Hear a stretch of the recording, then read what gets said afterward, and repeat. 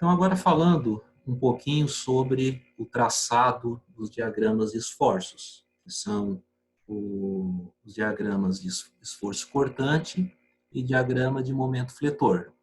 Então, eu fiz aqui, eu apresentei, né, o traçado dos diagramas para a viga dessa situação 4, né, com esse carregamento qualquer, que foi encontrado as reações de apoio RA de 37,5 e RD de 32,5, né? Então, vocês precisam primeiramente encontrar as reações para depois iniciar o traçado dos diagramas. Então, o traçado do diagrama decortante, fazendo passo a passo. Então, vocês iniciam sempre pelo ponto da esquerda, né? Da esquerda para a direita. Então, iniciam sempre aqui pelo ponto A, né? E a representação, já havia comentado com vocês podem representar o cortante por Q ou por V, tá? V de vertical, né? Então, aqui é indiferente, ser QA ou VA, tá? Tem a mesmo significado. Então, vocês vão fazer aqui para cada ponto o cortante antes e depois, como a gente havia combinado, conversado, né? Então, aqui no ponto A, antes, vai ser sempre zero, né? Antes da aplicação da força, e no QA depois vai ser o valor da reação. Então, o QA depois é quando a reação já está agindo ali na seção da minha peça. Então, vai ser o 37,5. Depois, o próximo ponto que eu tenho é o ponto B, lá no final do carregamento distribuído. Então, o QB antes, ele vai ser o QA depois, que é o 37,5, né? Mais, menos a carga, né? Que tem até B. Que carga que eu tenho até B? 20, que é a carga distribuída, vezes o vão de 2. Então, eu faço menos 20 vezes 2, e fazendo mais 37,5 menos 20 vezes 2, 40, eu tenho aqui em A, em B antes, menos 2,5 kN. Depois, qual o valor do cortante em B depois? Aqui nesse ponto B, eu cheguei em antes com menos 2,5. E eu vou sair em QB depois com o mesmo valor, menos 2,5. Por quê? Porque não existe carga concentrada no final do carregamento distribuído. Então, o antes e o depois da carga distribuída é igual. Próximo ponto, ponto C. Então, o cortante em C, ele chega com o valor QB depois, que é o 2,5, e o QC depois é o menos 2,5, que chegou em C, mais a carga que atua em C, que é o menos 30. Então, fazendo o menos 2,5 menos 30, o QC depois é menos 32,5. De C a D, eu não tenho nenhum carregamento, então eu vou chegar em D antes com o QC depois, que é o menos 32,5, né? E o QD depois vai ser o QD antes menos 32,5, mais a carga que é a reação de apoio que atua em D, de mais 32,5. E o resultado final também sempre tem que zerar. Então, eu inicio no ponto A com 0, no QA antes com 0, e eu vou chegar no último ponto, QD depois, também com 0. Certo? Então, aqui só apliquei em cada ponto os valores que eu encontrei, né? Aqui no ponto A, 37,5. Aqui no ponto B, o 2,5, né? O ponto B, menos 2,5. No ponto C, também menos 2,5, né? E no ponto D, no ponto C, depois ele vai para 32, menos 32,5, então tem esse deslocamento aqui no ponto, né?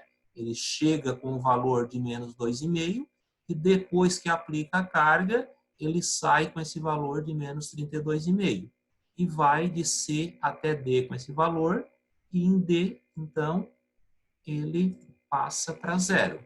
Então, reparem, né, mais uma vez, relembrando, onde tem carga distribuída, o meu gráfico de cortante é uma reta inclinada, né? E onde eu tenho carga concentrada, entre as cargas, o meu cortante vai ser sempre constante. Então, aqui, BC foi um cortante constante de menos 2,5, CD também um cortante constante de menos 32,5, né? Então, sempre inclinado na carga distribuída e constante, né, entre as cargas concentradas. Já para o fletor, ele é o contrário, né? Ele é o contrário, não, ele é diferente. Ele aumenta, digamos, 1 grau. Onde é carga distribuída, né? Aqui, reta inclinada no cortante, e no fletor vai ser uma parábola. Intervalo entre cargas distribuída na viga, constante no cortante e reta inclinada no fletor. Então, vocês também devem fazer o cálculo do fletor, né, para poder aplicar os valores e fazer o traçado do gráfico. Só relembrando, né, que a gente precisa identificar a qual distância x ocorre o cruzamento do nosso gráfico de cortante no eixo x do gráfico de cortante. Então, a qual distância do ponto A? Então, essa distância x do ponto A, vocês podem fazer aqui por semelhança de triângulo, né?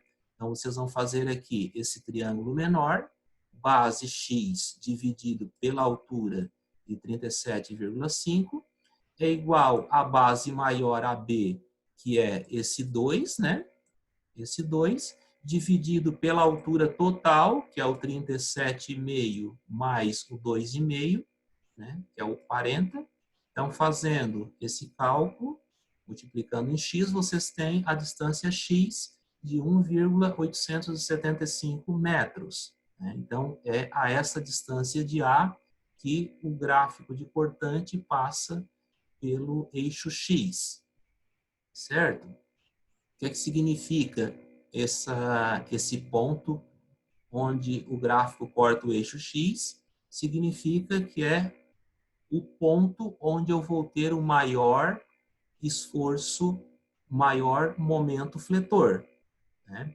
Então, eu inicio aqui o momento em A com 0, sempre nos apoios, né? Se não existe nenhum momento aplicado, os apoios sempre terão um momento igual a 0, né?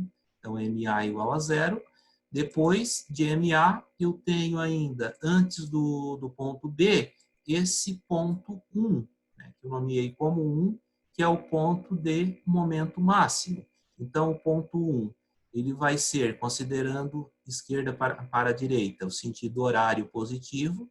Então, vou ter a reação mais 37,5 em A, multiplicando a distância x A1. Então, a distância x A1 é de 1,875. A carga que eu ainda tenho nesse trecho de A até 1 é essa carga distribuída de 20. Então, me dá um giro anti-horário, né, em relação ao ponto 1.